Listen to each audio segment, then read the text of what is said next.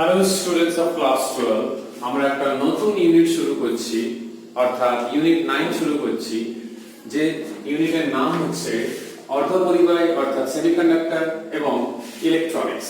তো এই ইউনিটে আমাদের এইচএস পরীক্ষার কথা বলতে গেলে এই ইউনিট থেকে মোট 7 নম্বরের প্রশ্ন আসে, টোটাল 7 মার্কসের কোশ্চেন আসে।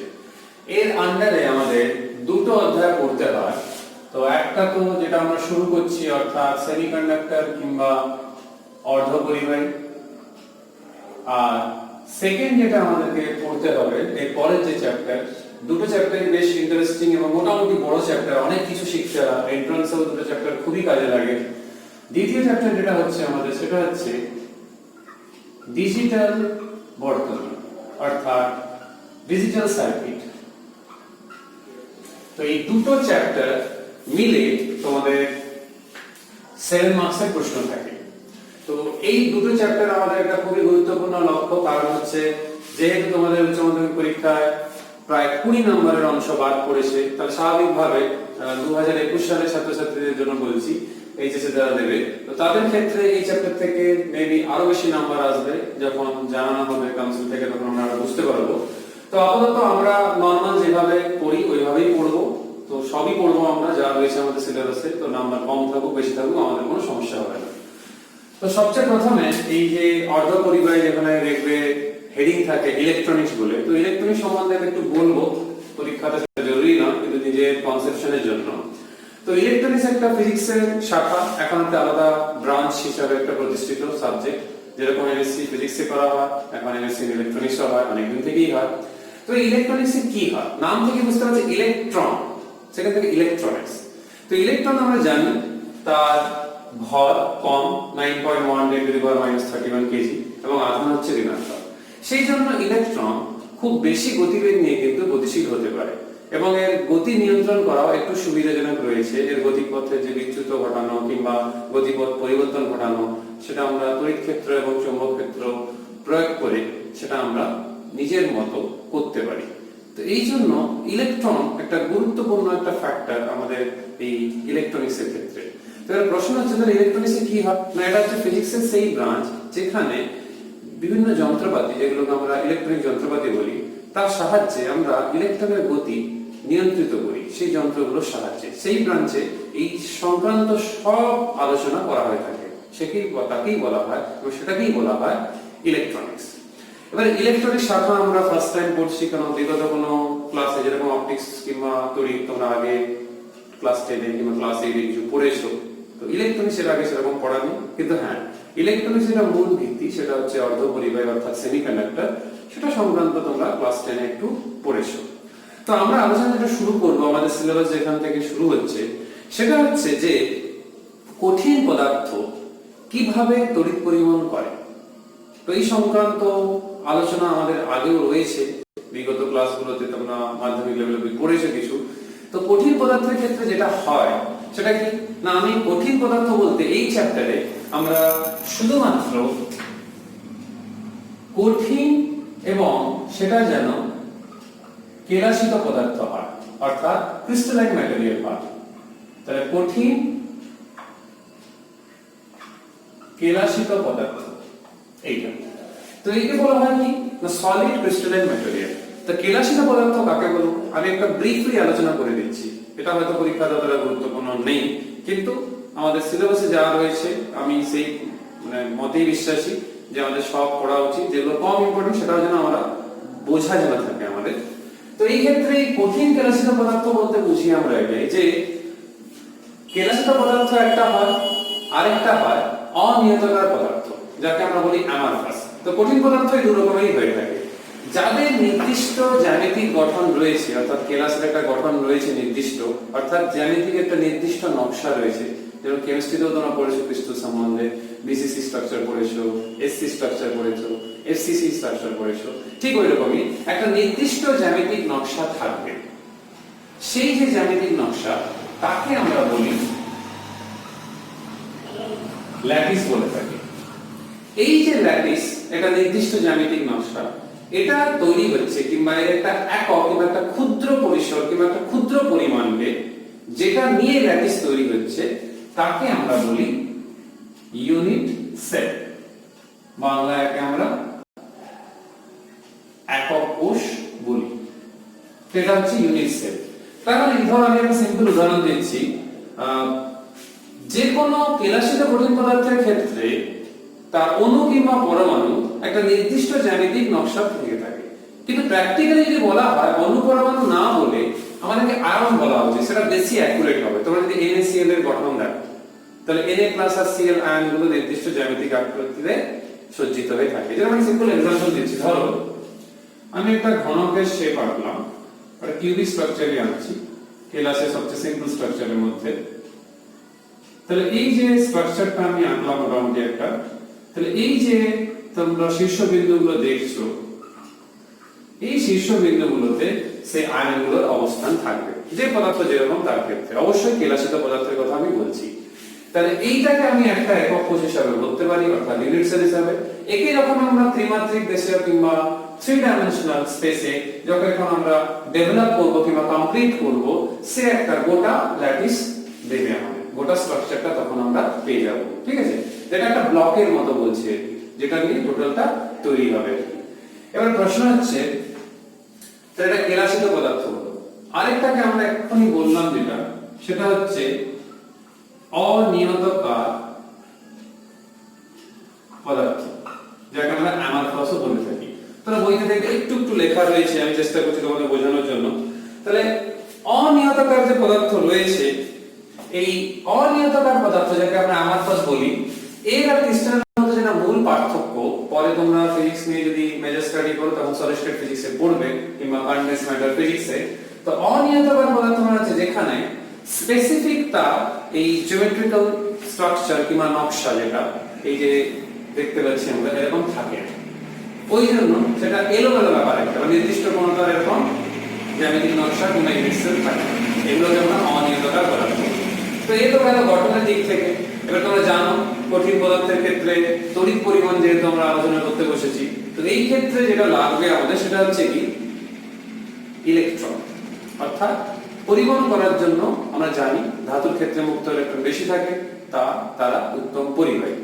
তো আমরা এখান থেকে আলোচনাটা শুরু করব যে কঠিন পদার্থে আমরা তিনটে শ্রেণীবিভাগের কথা বলবো। কি কি না, একটা হচ্ছে পরিবাহী, তোমার বইতেও দেখবে ক্লাসিফিকেশন রয়েছে। আর দ্বিতীয় ভাবে আমাদের অন্তরক, তৃতীয় ভাবে যেটা এই চ্যাপ্টারের প্রাণবিন্দু কিংবা বলতে পারো সবচেয়ে গুরুত্বপূর্ণ আলোচনা, যেটাই নিয়ে আমরা এগাবো, সেটা হচ্ছে অর্ধপরিবাহী। ইংলিশে আমরা বলি কন্ডাক্টর, ইনসুলেটর এন্ড সেমিকন্ডাক্টর। তো সবচেয়ে প্রথম হচ্ছে পরিবাহী সম্বন্ধে বলি, যেটা তোমাদের জানা রয়েছে। তো পরিবাহী বলতে আমরা সাধারণত ধাতুকে বুঝি। কেন না, তাদের মধ্যে মুক্ত ইলেকট্রন যথেষ্ট রয়েছে, যাকে আমরা পরিবহন ইলেকট্রনও বলে থাকি। ওই জন্য সেগুলোই হচ্ছে তার আধান বাহক, এবং তার জন্যই সে সহজে তড়িৎ পরিবহন করতে পারে। তো যে কোনো ধাতুর নাম দিলে আমরা রূপ, অ্যালুমিনিয়াম থেকে শুরু করে আমাদের তামা, এগুলো সব ধাতুগুলোর নাম, সোনা, এগুলো সব নিতে পারে। কিন্তু পরিবাহী সম্বন্ধে আমরা জানি, কিন্তু এখানে একটা কথা যেটা তোমরা বইতেও লেখা রয়েছে, তোমাদের ছাত্রছাত্রীদের বই দেখবেন 913 পেজে, যে যখনই উষ্ণতা বৃদ্ধি করা হয়, ক্লাস 10 এর প্রশ্ন থাকতো, উষ্ণতা বৃদ্ধিতে পরিবাহী রোধের কি পরিবর্তন ঘটে? তোমরা তখন লিখতে পরিবাহী রোধ বৃদ্ধি পায়। কেন না, আয়নের সঙ্গে ইলেকট্রনের সংঘর্ষের ফলে বাধা সৃষ্টি হয়। অন্তরকের ক্ষেত্রে কি হয় না, এর ক্ষেত্রে কোনো মুক্ত ইলেকট্রন নেই। মুক্ত ইলেকট্রন না থাকার জন্য এই সম্বন্ধে আমরা একটু পরিতত্ত্ব দিয়ে আলোচনা করব, সেটা নেক্সট ভিডিওতে করব। তো এই ভিডিওতে আমি যতটা প্রয়োজন রয়েছে ততটাই বলছি যে অন্তরকের ক্ষেত্রে কি না, এর ক্ষেত্রে কোনো অ্যাভেলেবিলিটি মুক্ত ইলেকট্রন কিংবা ফ্রি ইলেকট্রন নেই, মুক্ত ইলেকট্রন, সেই জন্য কিন্তু এরা তড়িৎ পরিবহন করে না। এগুলোকে আমরা তড়িৎ কুপরিবাহী পদার্থ বলি। যেমন ধরো হিরে বলতে পারি, কোয়ার্টজ বলতে পারি, এগুলো সবই তড়িৎ কুপরিবাহী পদার্থ। তো দেখবে এটা তোমাদের সেকেন্ড পয়েন্টে রয়েছে। আর উদাহরণ হিসাবে আমরা যেহেতু কার্বন রেটেড জিনিস বলেছি, হিরোপের কথাও বলেছি, তাহলে অধাতুগুলোর উদাহরণ আমরা কিন্তু সাধারণত দিতে পারি, ব্যতিক্রম গ্রাফাইটকে বাদ দিলে। তাহলে কিংবা গ্যাস কার্বনকে বাদ দিলে আমরা কিন্তু অধাতুগুলোকেই বলবো, তারাই সাধারণত অন্তরক হয়ে থাকে। তাহলে এইখানে অভেদ নামও রয়েছে, কিন্তু সবচেয়ে ইম্পর্টেন্ট একটা ক্লাস রয়েছে, সেটা হচ্ছে অর্ধপরিবাহী। নাম থেকে বুঝতে পারছো সে পরিবাহীর মতো উত্তম পরিবাহী নয়, আবার অন্তরকের মতো একেবারে কুপরিবাহী সেটাও নয়। এর তড়িৎ পরিবহন কিংবা তড়িৎ পরিবাহিতার যে ক্ষমতা সেটা পরিবাহী এবং অন্তরকে প্রায় মাঝামাঝি, ইন বিটুইন। আবার এটা কেমন না, যখন উষ্ণতা অ্যাবসলিউট জিরো হবে কিংবা পরম শূন্য উষ্ণতার কাছাকাছি হবে তখন কিন্তু অর্ধপরিবাহিতা অন্তরকের মতোই কাজ করে। যত উষ্ণতা বৃদ্ধি পায় এর রোধ কমে, কারণ তখন ইলেকট্রনগুলো যোজ্যতা পটি থেকে পরিমাণ পটিতে যেতে পারে। তো ওই যোজ্যতা পটি পরিমাণ পটি সম্বন্ধে আমরা নেক্সট ভিডিওতে আলোচনা করব, আপাতত বলে রাখলাম, তখন বলবো আবার। তো সেই জন্য তখন ক্যারিয়ার গুলো বাহকগুলো মুক্ত হয়, তখন কিন্তু আবার ইলেকট্রন হোল যুগ্মগুলো তৈরি হয়। তো সেটা আমি বলবো, হোল আবার কি সেটা আমরা আলোচনা করে নেব পরে পরে। তাহলে এটা অর্ধপরিবাহী উদাহরণের মধ্যে সবচেয়ে পপুলার কিংবা সবচেয়ে বেশি যেটা ব্যবহার হচ্ছে, অর্থাৎ সিলিকনের কথা বলবো, জার্মেনিয়ামের কথা বলবো, আবার কিছু যৌগ রয়েছে যেগুলো মিক্স করে তৈরি করা হয় বিভিন্ন ব্যবহারিক দিকের জন্য, তো সেগুলো রয়েছে, যেমন গ্যালিয়াম আর্সেনাইড, গ্যালিয়াম ফসফাইড, এগুলো রয়েছে। তাহলে এই সিলিকন জার্মেনিয়ামের কথা আমরা বলছি, সবচেয়ে বেশি সিলিকন ব্যবহার হয় বিভিন্ন কারণের জন্য। তাহলে আমরা তিনটে ক্লাসিফিকেশন করলাম। আমাদের এখানে যে পড়তে যেটা বলা হয়েছে, তোমরা এটা সিলিকনের কথা যদি লক্ষ্য করে দেখো, এটা কার্বন ফ্যামিলি কিংবা কার্বন যে শ্রেণীতে রয়েছে আমাদের পর্যায় সারণীতে, অর্থাৎ আমাদের চতুর্থ শ্রেণীতে, সেইখানকার এরা সদস্য। তো আমরা এখন এটাই পড়তে হবে আমাদের যে এই যে অর্ধপরিবাহী যেটা ব্যবহারিক দিক থেকে অত বেশি ব্যবহার হচ্ছে, উষ্ণতা বৃদ্ধি করলে রোধ কমে, পরিবাহীর ক্ষেত্রে বাড়ছিল, কিন্তু রোধ কমলেও অর্ধপরিবাহীর ক্ষেত্রে সাধারণত প্রবাহ মাত্রা কিন্তু কয়েক মিলি অ্যাম্পিয়ারই কিন্তু বেশি হয় না, যেটা পরিবাহীর ক্ষেত্রে কয়েক অ্যাম্পিয়ার হয়। তাহলে বুঝতে পারছো অনেক কম প্রবাহ মাত্রা। তার সত্ত্বেও যেহেতু প্রবাহ মাত্রা আমরা কন্ট্রোল করতে পারি, আরো অনেক গুণাবলী রয়েছে এর মধ্যে, যার জন্য এই ব্যবহারিক দিক থেকে অর্ধপরিবাহী ব্যবহার প্রচন্ড রয়েছে। ইলেকট্রনিক্স এর প্রাণ কিন্তু এই অর্ধপরিবাহী, সেই ট্রানজিস্টর, ডায়োড, বিভিন্ন যে যন্ত্রপাতি গুলো তৈরি হচ্ছে, ডিজিটাল সার্কিট গুলো, সেখানে আইসি গুলো, সবগুলোতে কিন্তু সেমিকন্ডাক্টরের ব্যবহার হয়ে থাকে। এবার প্রশ্ন হচ্ছে, এই অর্ধপরিবাহী কিংবা সেমিকন্ডাক্টর এটা ক প্রকারের হয়?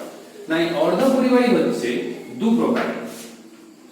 একটা হচ্ছে বিশুদ্ধ অর্ধপরিবাহী, যেটাকে আমরা সক্রিয় অর্ধপরিবাহীও বলি, যেটাকে আমরা পিওর বলি, কোন রকম ডোপিং কিংবা কোনো অপদ্রব্য মেশানো নেই। দ্বিতীয় হচ্ছে অবিশুদ্ধ অর্থাৎ ইমপিউর কিংবা অপদ্রব্য অর্ধপরিবাহী। তো দ্বিতীয় হচ্ছে ইমপিউর। তাহলে দু রকমের অর্ধপরিবাহী হয়ে থাকে, একটাতে কোনো অপদ্রব্য মেশানো নেই, ডোপিং করা নেই, দ্বিতীয়টায় ডোপিং করা আছে। তো সেটা নিয়ে আমরা পরে আলোচনা করব আমাদের থার্ড ভিডিওতে। তো আপাতত আমি জানিয়ে রাখলাম।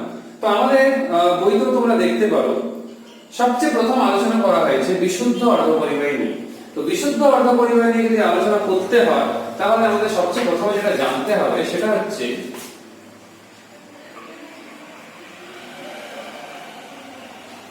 যোজ্যতা ইলেকট্রন সম্বন্ধে আমাদের কিন্তু এই ক্ষেত্রে জানতে হবে। তো সেইটা হচ্ছে সবচেয়ে প্রথমে যেটা আমরা আলোচনা করব সেটা হচ্ছে যোজ্যতা ইলেকট্রন নিয়ে সবচেয়ে প্রথমে আলোচনা করতে বলা হয়েছে। তাহলে আমরা বলতে পারি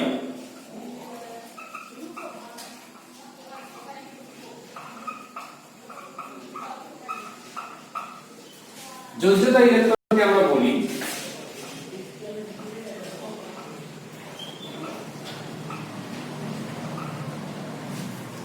ভ্যালেন্স ইলেকট্রন। তাহলে এই যে ভ্যালেন্স ইলেকট্রন কথাটা কিভাবে আসছে সেটা বোঝার জন্য আমরা এই সিলিকনের एग्जांपलটা কিন্তু নিতে পারি। কিভাবে না, সাপোজ আমরা পাঁচটা সিলিকনের পরমাণু নিলাম, ধরো এগুলোকে জাস্ট বন্ধন আঁকার জন্য এরকম আঁকা হচ্ছে, তোমরা বইতেও দেখবে এরকমই আঁকা রয়েছে। মাঝে একটা সিলিকন পরমাণু আর চারটা চারদিকে। তোমরা বইতে দেখতে পারো যে ডট গুলো দেওয়া রয়েছে, গ্রিন আর রেড কালারের যে ডট গুলো দেওয়া রয়েছে, আমি সেইটা এঁকে তোমাদের একটু বোঝাতে চাইছি।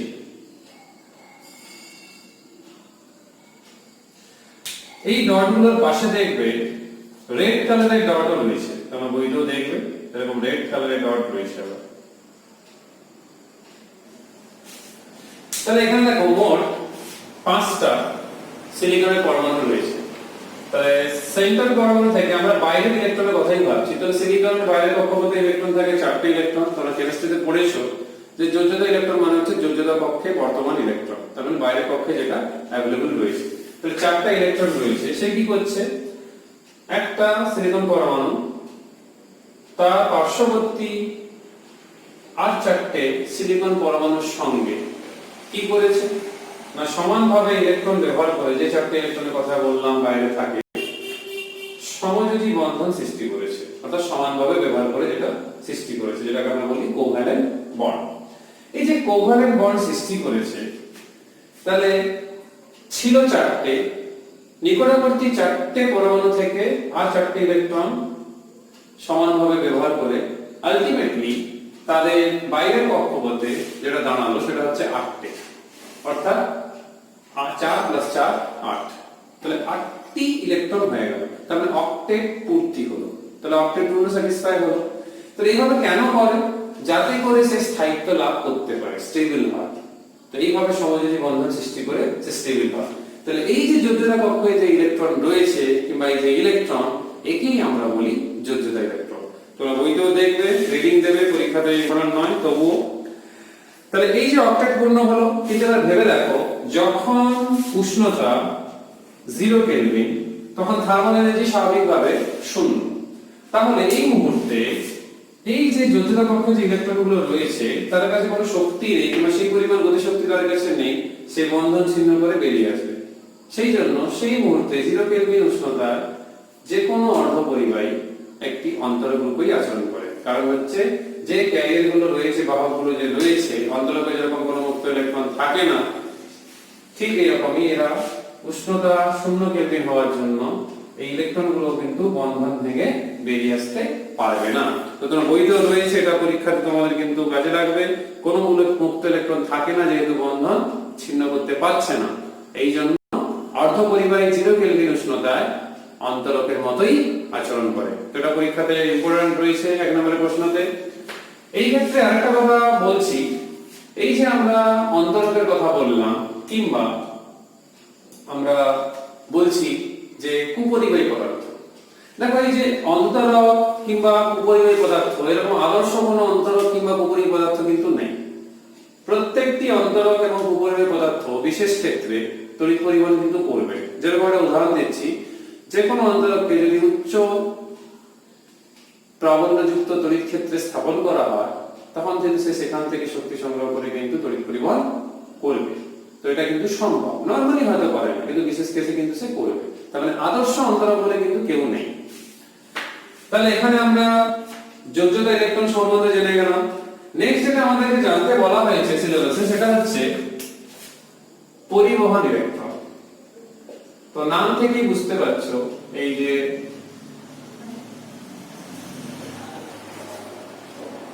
পরিবহন ইলেকট্রন কি হবে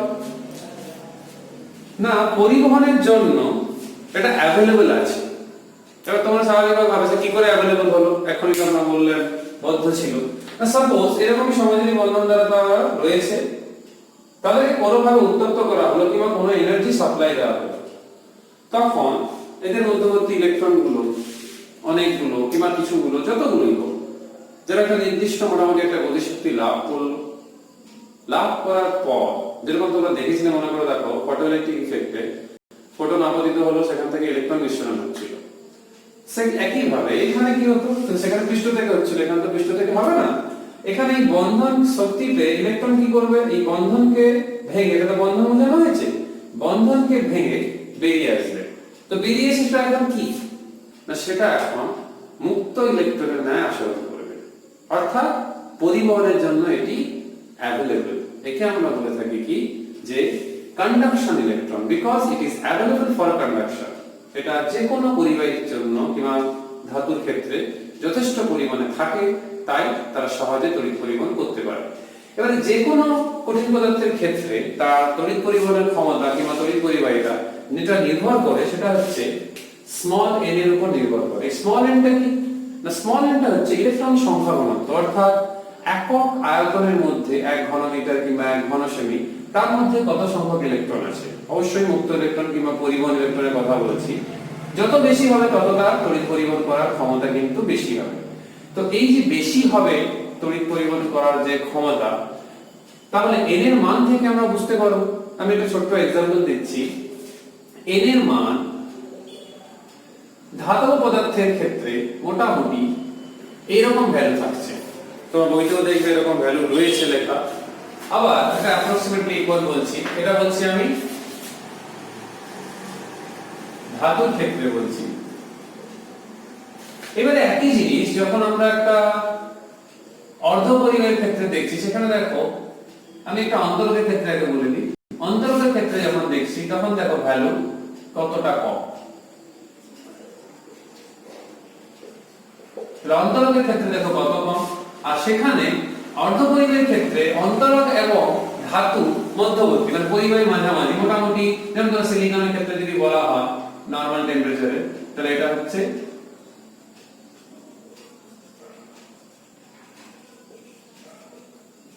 অর্ধপরিবাহীর ক্ষেত্রে। তাহলে বুঝতেই পারছো ধাতুর ক্ষেত্রে কত বেশি অ্যাভেলেবিলিটি থাকে পরিবাহী ইলেকট্রনের। এই পরিবাহী ইলেকট্রনকে আমরা তাপীয় ইলেকট্রনও বলি, কারণ তাপ শক্তি দিয়ে সাধারণত একে মুক্ত করা হয়েছে, ওই জন্য একে থার্মাল ইলেকট্রনও বলা হয়। তো এটাও তোমাদেরকে পড়তে হবে, তোমাদের বইতে রয়েছে, এগুলো বাদ দেওয়ার দরকার নেই।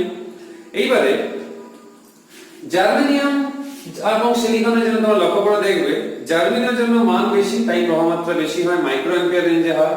তাহলে এইটা হচ্ছে আমাদের জার্মেনিয়ামের জন্য, আর একই মান সিলিকনের জন্য দেখো একটু কম।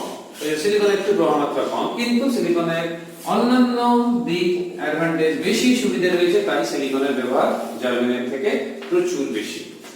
এবার যেটা আমরা আলোচনা করতে চাইছি, প্রভাবমাত্রার মান এদের ক্ষেত্রে কেমন হবে।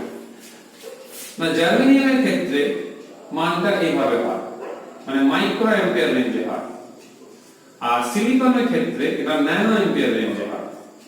তাহলে বুঝতে পারছো প্রভাবমাত্রা খুবই কম। তাহলে অত প্রভাবমাত্রা কম বলেই, ঠিক আছে, এটা অবশ্য আমরা সিলিকনের জন্য, অত প্রভাবমাত্রা কম বলেই যে অর্ধপরিবাহীর ক্ষেত্রে মানে ব্যবহারিক দিক থেকে মানটা কিন্তু খুবই কম। তার মানে বিশুদ্ধ অর্ধপরিবাহী নিয়ে অত কম প্রভাবমাত্রা নিয়ে আমাদের ব্যবহারিক দিকে কিন্তু খুব একটা লাভজনক নয়। ওই জন্য বিশুদ্ধ অর্ধপরিবাহী ব্যবহার অতই কম। যেটা ব্যবহার হয় সেটা হচ্ছে অপদ্রব্য মেশানো, অর্থাৎ অবিশুদ্ধ কিংবা ইমপিওর সেমিকন্ডাক্টর, তারই ব্যবহার বেশি, যেহেতু তার ক্ষেত্রে প্রভাবমাত্রা এর থেকে বেশি করা সম্ভব। আমরা আর্টিফিশিয়ালি সেটাকে কন্ট্রোল করতে পারি ডোপিং এর মাধ্যমে। তাহলে এই যে দুটো, এটাও মাথায় রাখতে হবে যে কারেন্ট কত কম। খুব বেশি হলে অন্য কিছু মিক্স করলে সেটা মিলি অ্যাম্পিয়ার রেঞ্জে যাবে, কিন্তু সেটাও কিন্তু কম, তাই তো? এই জন্য আমরা যখন সোলার সেল কিংবা পরে যখন এই অধ্যায়টা পড়বে তখন দেখবে সৌরকোষ কিংবা কারো ক্ষেত্রে সেক্ষেত্রে বাল্কে ইউজ করে, অর্থাৎ অনেকগুলো কোষ, সৌরকোষগুলোকে পরপর শ্রেণী সমবায়ে রেখে ব্যবহার করা হয়, যাতে করে আমরা বেশি পরিমাণে প্রভাবমাত্রা যেন পাই। নেক্সট যেটা আমাদেরকে বলা হচ্ছে সেটা হচ্ছে অর্ধপরিবাহী রোধ সম্বন্ধে। তো আমরা জানি অর্ধপরিবাহী রোধ হ্রাস পায়, যেটা পরিবাহীর ক্ষেত্রে বৃদ্ধি পায়, কারণ অর্ধপরিবাহীর ক্ষেত্রে যত আমরা উষ্ণতা বৃদ্ধি করব তত বাহকের মুক্তি হবে, অর্থাৎ ইলেকট্রন হোল যুগ্ম তৈরি হবে। তো তার ফলস্বরূপ স্বাভাবিকভাবে প্রভাবমাত্রা অর্থাৎ বাধা কমবে, তাহলে বাধা কমলে স্বাভাবিক প্রভাবমাত্রা বাড়বে। তো গ্রাফিক্যালি দেখাতে বলে, তাহলে এই দিকে যদি আমরা রোধ আর এই দিকে টেম্পারেচার কিংবা উষ্ণতা যদি বলি, তো অর্ধপরিবাহীর ক্ষেত্রে ভ্যারিয়েশনটা কিন্তু এইভাবে। তাহলে দেখো যত উষ্ণতা বৃদ্ধি পাচ্ছে তত কিন্তু রোধ কমে যাচ্ছে, কিন্তু পরিবাহীর ক্ষেত্রে যেটা হয় সেটা হচ্ছে এরকম, কিন্তু মূল বিন্দু থেকে আঁকবে না, কারণ 0 ডিগ্রি উষ্ণতাতে আমরা তো লিখতে পারবো না। তো সেই জন্য আইডিয়ালি হয়তো বলা যেতে পারে রোধ কিছু নেই, কিন্তু আমরা এমনি বলবো যে সরলরৈখিক, অর্থাৎ যত উষ্ণতা বৃদ্ধি পাচ্ছে তত কিন্তু রোধ বাড়বে। তোমরা মনে করে দেখো ওহমের সূত্র চ্যাপ্টারে তোমরা এরকম একটা ফর্মুলাও কিন্তু পড়েছিলে, এটা ক্লাস 10এও পড়েছিলে, যেখানে আলফা ছিল রোধের উষ্ণতা গুণাঙ্ক। তো দেখতেই পাচ্ছ টি বৃদ্ধি পেলে কিন্তু রোধ বাড়ে, যেখানে R0 হচ্ছে শুরুতে কিংবা 0 ডিগ্রি সেলসিয়াসে পরিবাহী রোধ, কিন্তু অর্ধপরিবাহীর ক্ষেত্রে হ্রাস পায়। তো এই দুটো জিনিস তোমাদেরকে মাথায় রাখতে হবে। আর এই ভিডিওতে আমি আলোচনা এখানে শেষ করছি। নেক্সট ভিডিওতে আমরা নতুন টপিকে যাব, যেটা আমাদের সিলেবাসের মধ্যে নতুন কিছু পড়া হবে, সেটা হচ্ছে হোল, যেটা ইলেকট্রনের বিপরীত কণা, যেটা বাস্তব কণিকা নয়, সেই সংক্রান্ত কিংবা হোলের উৎপত্তি, প্রভাবমাত্রার অভিমুখ হোলের ক্ষেত্রে কেমন হবে, সেটা নিয়ে আলোচনা আমরা নেক্সট ভিডিওতে করব। আর নেক্সট ভিডিওতে আরেকটা যেটা আলোচনা করব সেটা হচ্ছে শক্তি কোটি নিয়ে, অর্থাৎ পরিমাণ কোটি এবং যোজ্যতা কোটি নিয়ে আলোচনা করব। সবাই সুস্থ থেকো, ভালো থেকো। পরের ভিডিওতে তোমাদের সাথে আবার দেখা হবে। Till then, by.